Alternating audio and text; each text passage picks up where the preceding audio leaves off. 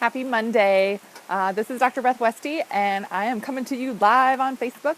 I wanted to talk about calories today. I've gotten this question from a lot of people recently, and I wanted to set a few things straight here. This is all in honor of my upcoming book, The Female Fat Solution, and you can check out my website at www.drbethwesty.com to check out the program. It talks about nutrition and exercise that matches with your changing hormones, so you're working with your cycle instead of fighting against it, and has some great weight loss tips and everything else. So when we talk about calories, the main thing that I hear from people, especially when they're talking about incorporating foods, especially protein powders, protein bars, other things like that, foods that you can use to increase your daily intake of protein, which I am a strong advocate for because it helps lean muscle mass build, as well as supply you with a ton of energy, increased recovery from workouts, all this other great stuff. People talk about, this is too high in calorie, or I'm not sure about that, it's too high in calorie, and the protein powder they may be using is a really bad imbalance of protein, fat, and carb, meaning it's just protein and there's no healthy fats or healthy carbs in there to help balance that out. That's not going to keep you fueled longer, and you're going to be hungry and all sorts of stuff. So the reason why counting calories doesn't work is because your body is not necessarily a machine, and it doesn't work for everybody the same way either. If everybody just restricted their calories, that's not how weight loss works. That's why it doesn't work. It's an easy way to try and track things, and for some people it can work temporarily, but it's not a permanent long-term solution for a lifestyle change because you're just not eating then. That's not a healthy way to get your nutrients in and to make your body teach it how to burn your food, how to increase your metabolism. Restricting calories does not increase your metabolism. What does increase your metabolism is working with your body, finding ways to boost your metabolism. I have a ton of videos on it. If you have questions on that, please message me or comment below on ways that you can boost your metabolism. I would love to chat with you about that. But just know that restricting calories alone is not a way to do that, and it doesn't work long term. Why doesn't it work? Because not all calories are created equal. And when people count calories and just calories in foods and things like that, they're just counting kind of blanket, like across the board, it's this many calories, so you should eat this, or it's that many calories, you shouldn't eat that. Well, here's just a little example. So hopefully you can see this, like chicken, a cup. So this is all in a cup, measured out. A cup of chicken would be 231 calories. 231 calories for a cup of chicken. That's a lot, right?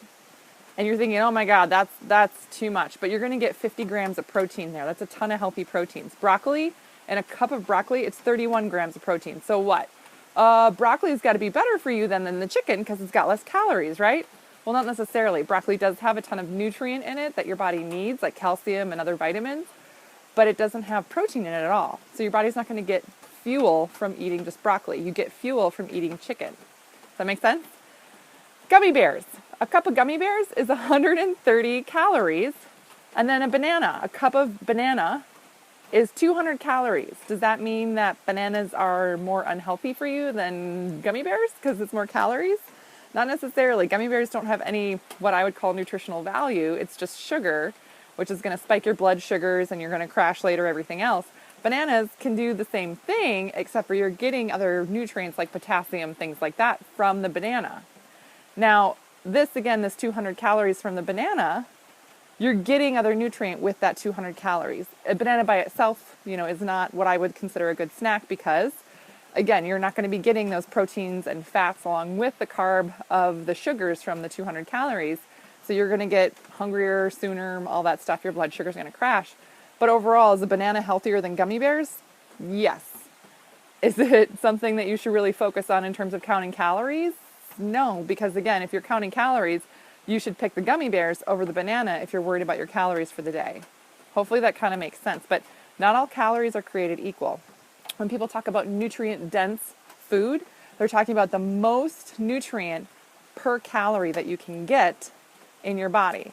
Now that doesn't include some of these items on here, but overall, people would mostly agree that the chicken, the broccoli, and the banana are healthier than the gummy bears. But the gummy bears have less calorie than the chicken and the banana.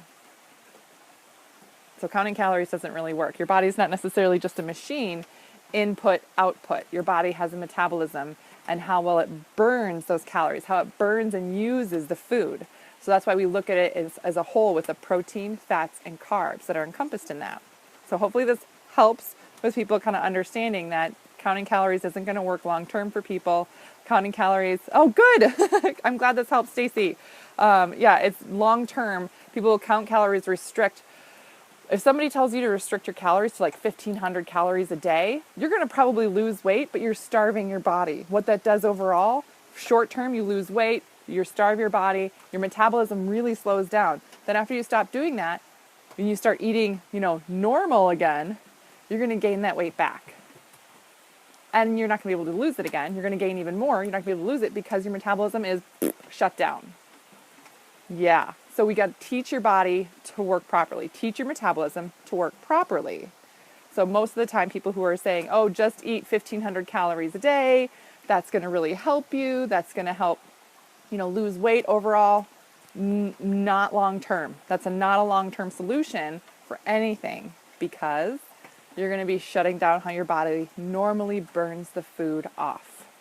So short term, somebody's going to get your result. Long term, it makes your life a whole heck of a lot harder. So the women I normally work with and chat with about this, they've already done that. They've already restricted calories and they've already been through this. This is not their first rodeo. And we have to get your body healthy enough first by feeding it the nutrient-dense food, by getting it the right proteins, getting it the right healthy fats and everything, and teach your body to burn those things.